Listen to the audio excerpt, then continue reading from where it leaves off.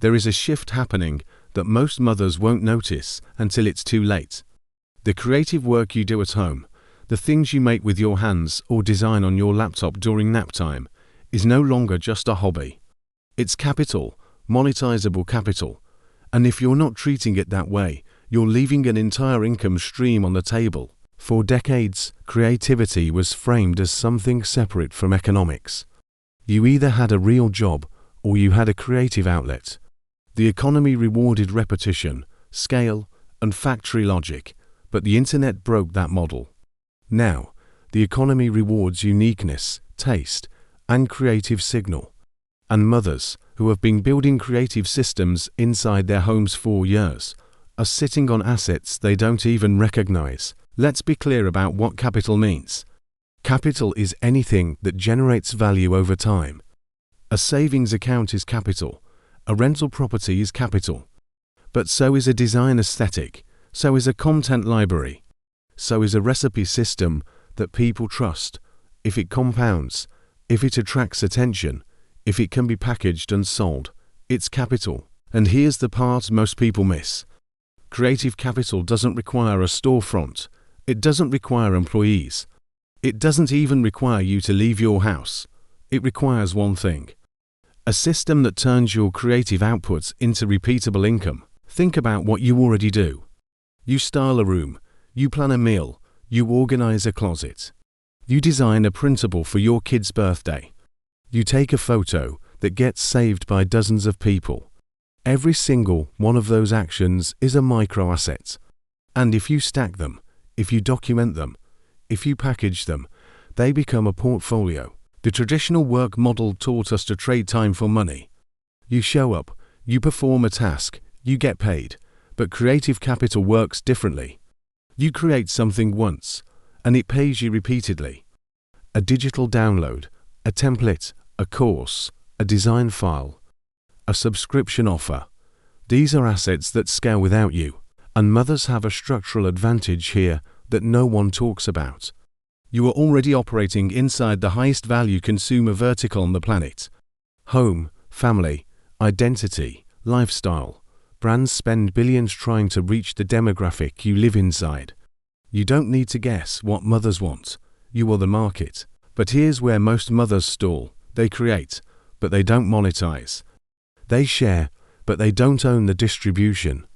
They build an audience on someone else's platform and never capture the financial upside. That's not creativity. That's free labor for a tech company. The shift you need to make is this: stop thinking like a hobbyist. Start thinking like a portfolio manager. Every creative project you touch should answer one question: does this build an asset, or does this just fill time? If you're designing invitations for your daughter's party, can you turn that template into a product? If you're organizing your pantry, can you document the system and sell it as a guide? If you're styling your living room, can you create a mood board package that other mothers would pay for? The creative work is already happening. The only question is whether you're capturing the value, and the infrastructure to do this is already live.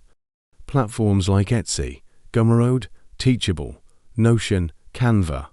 These are not just tools. They are income enablers. They let you package your creativity, distribute it globally, and collect payment while you sleep. You don't need a business degree. You don't need venture capital.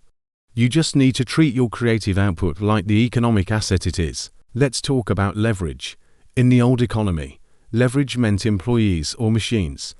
In the new economy, leverage means systems and templates. If you create a printable once and sell it 1,000 times, you've just built leverage.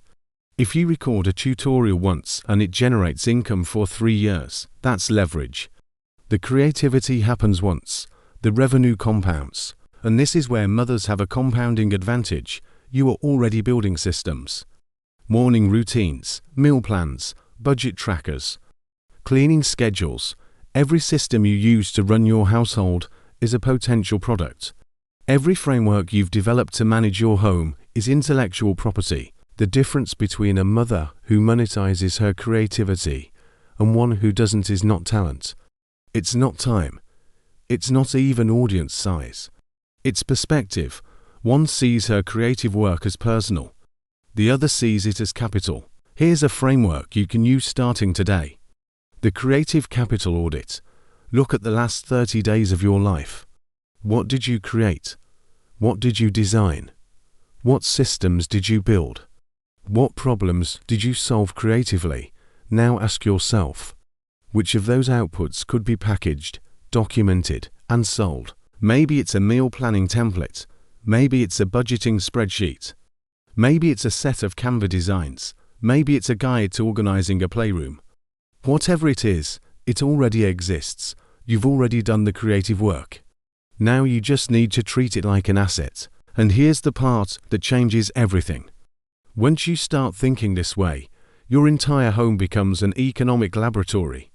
Every decision you make, every project you touch, every creative impulse you follow, becomes a potential income stream. You're not just living, you're building a portfolio. This is what the shift to a home-centered economy looks like. It's not about working more. It's about recognizing the value you're already creating and capturing it. It's about treating your creativity like the capital it is. And it's about building systems that let that capital compound.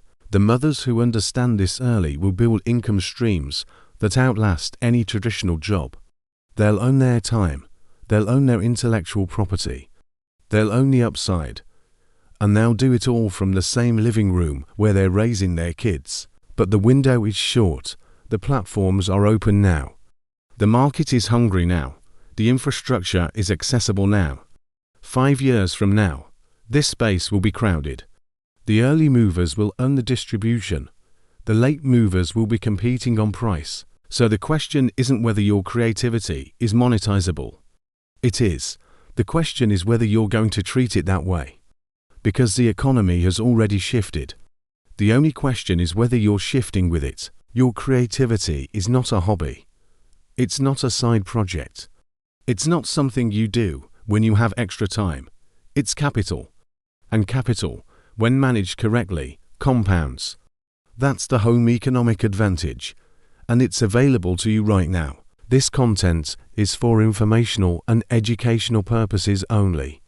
It does not constitute financial, legal, or professional advice. Any business or monetization strategy should be evaluated based on your individual circumstances and goals.